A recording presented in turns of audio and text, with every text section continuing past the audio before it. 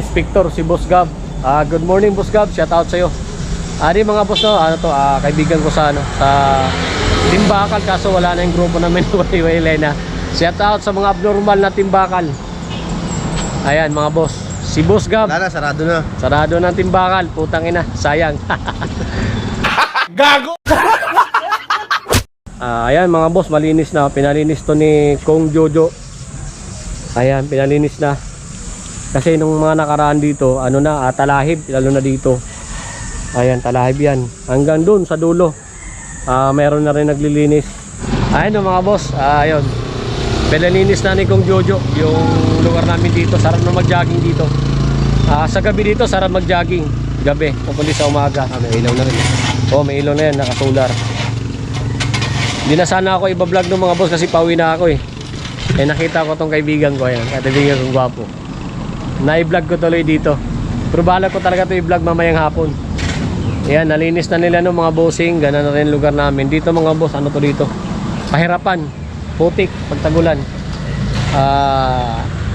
Salamat sa mabutihing naming Congressman Jojo. Excellent! Ang galing! Ang galing! Ayan mga boss, malaman tatakbo to ng mayor. Pag natapos yung term, sigurado yun. Ayan mga boss, no? Yan, si Boss Gab, siya ay nagbabantay dito sa mga naglinis. Yun, hanggang dun yan mga boss. Hanggang dun sa dulo. Ayun, hanggang dito lang yung vlog natin, no, mga boss. Good morning at magandang umaga po sa inyo lahat. God bless you all mga bossing. Ayun mga boss, yung lugar namin dito, pinalinis na ng kaibigan kong si Gab. Shout out kay Gab. Ayan, pinalinis yung mga boss. Ayan, no? I-bliktarin ko lang yung camera. Pinalinis pala to ni Kong Jojo Garcia mga boss.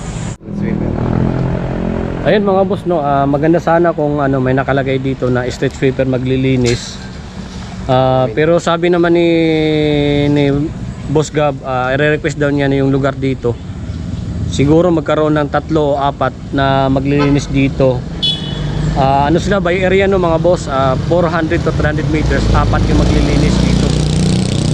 Mula doon tapos hanggang din doon sa dulo. Sana malagyan ni Boss ni Kong Jojo. I-request niya yung kaibigan natin si Boss Gab, i-request niya na may maglilinis na dito, magmi-maintain sa lugar na to. Hanggang doon sa may green nature, hanggang din doon sa dulo. Maglalagay na dito talaga. Sila na yung maglilinis dito, no mga boss.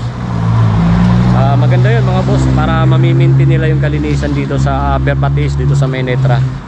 Lalagyan yun doon palalagyan niya ng magmimintin dito. 3 or 4 ang magmimintin dito. Hanggang doon, papunta ron sa dulo, yung tinuro ko kanina. Sana maporbahan ni Kong Jojo ng mga bossing kasi malaking bagay yun dito. Mamintin yung kalinisan dito sa Upper Patis, Menetra. Yun. So maganda na yung lugar namin dito mga boss. Di na tulad noon na talagang putang inakala namin di na talaga maayos yung lugar namin dito.